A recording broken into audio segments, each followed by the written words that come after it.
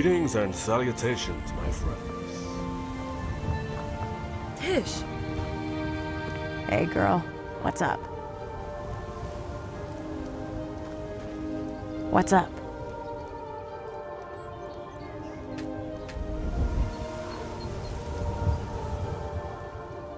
No need, my friend. I feel invigorated again. It's been some time since I had a purpose to do anything at all. Lady Rigmor needs my service, just as her father offered his, to help us fight the Dominion to a standstill during the Resistance. I feel obliged to return the favor. Did you know my father, Eamon? Not personally. He arrived later in our struggle after the Empire betrayed us. The war had been raging for some time. If only Meade had kept his nerve after Narafin was defeated at the Battle of the Red Ring, maybe we would not have had to fight another 5 years alone. I don't think the Dominion accounted for the fact we would never surrender.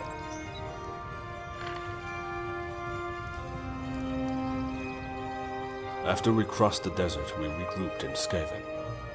At this time, only Hagath held out from Arenalia's forces. She followed us over the desert, and by the time she made camp outside the walls, Decianus had arrived with his legion and volunteers from High Rock, Skyrim, all over. That was a bloody day. Although we lost the city, it was the beginning of the end for Arenalia. By the time Meade had won in Cyrodiil, we had retaken Skaven and pushed her all the way back across the desert. Then the White Gold Concordat happened, and the Empire abandoned us to the Dominion. They thought they could get away with murder, and began to ethnically cleanse the South, consolidating their gift from Meade. That's when your father arrived, Rigmor. I have never seen such ferocity. Just the sheer size of the Nords, all berserkers. We also had a lot of former legionnaires too, Bretons. Awesome. And we fought on. Then one day, they were gone. It was over. The war had given me a purpose, and now I had none. I was just a lordless knight with nowhere to call home. The rest is, how shall we say, history. What will you do when this is all over? I have decided to return home to Rihad. Hammerfell is calling. Who knows what awaits? So what's your story, Tish? My story? Man. You ever heard of Hrothgar? Well, it's a small part of High Rock in the mountains there. We lived in a small village under the shadow of Mount Sorrow. Our tribe was the Gorlana. But it got swallowed up along with most other small tribes into the bigger ones during the squabbles. That's my name, Gorlana Tish. The chief was looking for young wives and had his beady eye on me, so I up and left overnight. My mother was sleeping, but my father caught me at the door of our hut, all set, ready to go with my pack. He knew.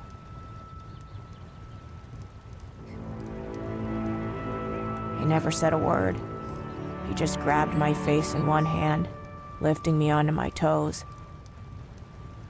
and with his thumb, drew a line from my nose down over my lips. He let me down, then placed his hand on my shoulder with a slight nod. Man, I can tell you that was intense. You see, we don't do that kind of lovey shit most men and mare do. No way. But it meant everything to me. Sometimes I wish I could cry like you milk drinkers. I was quite young then. Had been down the mines for most of my childhood. I'll never forget, every morning when I woke up, the very first thing I would do is just gaze up at that mountain and watch the clouds kind of get wrapped around it.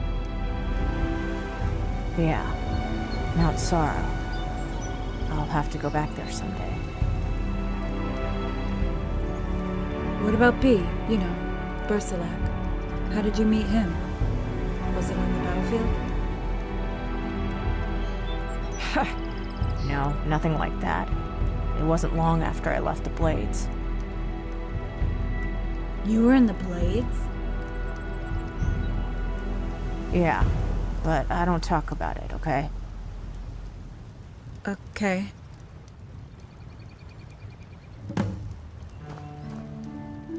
What?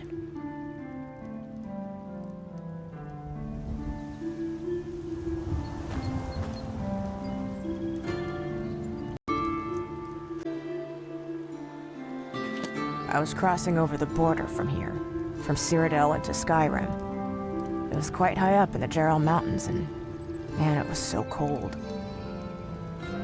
A storm was whipping up the slope, and I knew I had to get to shelter before nightfall. Find a cave, or an overhang, or I would freeze to death. So I kept going. All of a sudden, I saw a clearing, away over the gorge. I knew there had been a recent avalanche, but I had no choice. I followed the fresh snow, and after a while, my way was blocked by a crevasse. It wasn't too wide, but I figured too wide for a jump, so I followed it looking for a narrow gap. I could see one up ahead. Man, it looked like I was getting lucky. But as I got closer, I could make out what looked like, I don't know, some kind of debris. But there was this guy. No kidding you, Rigmor. Upside down wedged in this hole. This crevasse. With his legs sticking out into the air. I mean, he looked frozen to death. A block of ice. There. Hanging upside down in this crevasse. Thank my lucky stars, a way over. So I took a running jump, landed on his fat ass, and propelled myself out of the hole. Oh my. But by dying, this poor guy had saved my life. I couldn't leave him like that. I mean, normally I wouldn't have hung around, as I wasn't quite out of the danger zone yet. It was getting dark and the wind, it was like howling. So I lassoed this guy's legs and pulled his body out of the hole. It was the least I could do, right? I mean, he was gone, frozen stiff. Even parts of his beard snapped off in my fingers. And even under all that ice, you could tell the blood had rushed to his head. Which looked like a giant fucking frozen plum.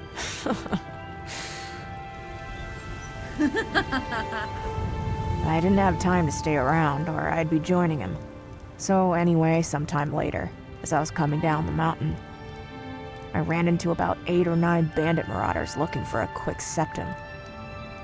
But they weren't going to take me without a fight. That's what we Orsimer do. We fight. So I took a couple out, but these guys were getting the better of me, tough bastards. I was going down and I was shouting, "Come on, you motherfuckers, give it your best shot." I took a blade in the guts. Uh-oh, I thought, I'm done here. Then I hear this roar, it was like over my shoulder, and I was like, hey, this has gotta be a bear or something, right? I was blacking out. My sword slipped from my fingers and I was going down. And for the first time, in a long time, I felt warm. It was weird. I was face down in the dirty snow. I mean, I could taste it. While all this shit was going on like a blur all around me. I just wanted to sleep. I said my last words with an oath to Malakath. Take me, Malakath. Let it be known I fought and died with honor, and look favorably on my clan as worthy of your gratitude. I woke up. Only the gods know how long I'd been under, but there, on a rock, sat this big fucking guy. No shit, Rigmor. The same guy I had pulled out of that hole with the frozen plum head. No way. Saved my life, like I saved his, I guess. I haven't been able to shake his fat ass since. He's like fucked up in there somewhere. Maybe it was all that time hanging upside down with his ass sticking in the air. I don't know. Oh my days. I mean, I should have died back there. And I was in a really bad way. You know, he took care of me. Stitched my wounds, washed and dressed me, fed me, and even took me for a shit when I needed one. And has never, to this day, uttered one single word. That is quite something, Tish. So yeah, I've been looking out for him ever since. Do you have any regrets? Hey, I'd better be getting back. B's not too good if I'm not there when he wakes up. And we don't want that, right? Thanks, Tish. No sweat, Rigmor. See you around.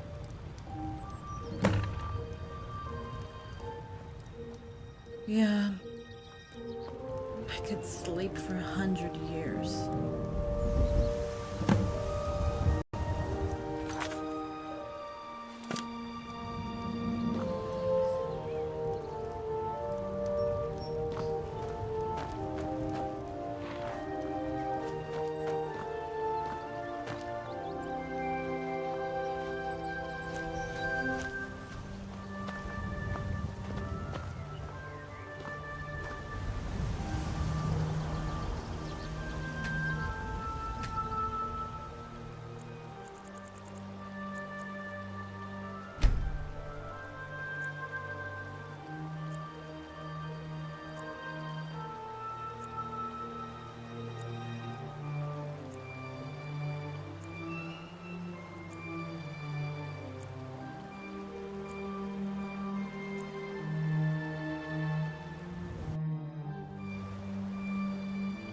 Dragonborn, wake up.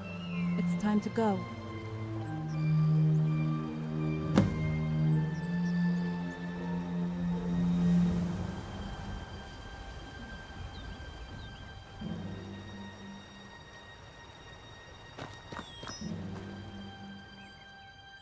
As I'll ever be.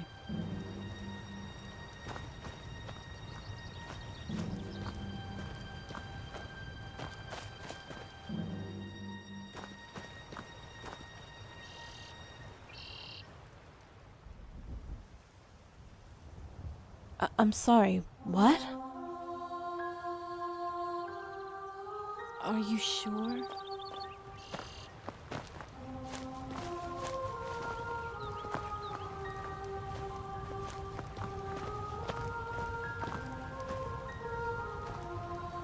Hey, Eamon. Where's Tish? Tish has decided to go home, back to Hyra. You might be able to catch her if you hurry.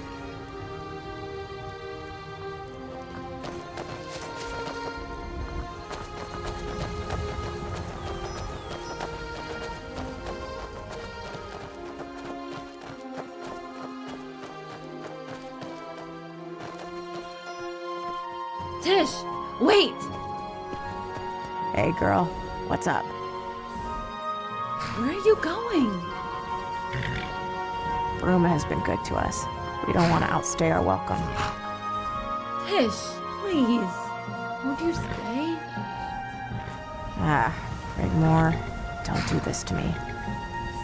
Tish, please. Don't go. You'll always be welcome here. Where will you go? Look. Me and B gonna head up to High Rock, see what's happening up there. I got some unfinished business, and talking to you kinda cleared my head a bit. I understand. No regrets, huh? One of my biggest regrets in my life was killing all those dragons.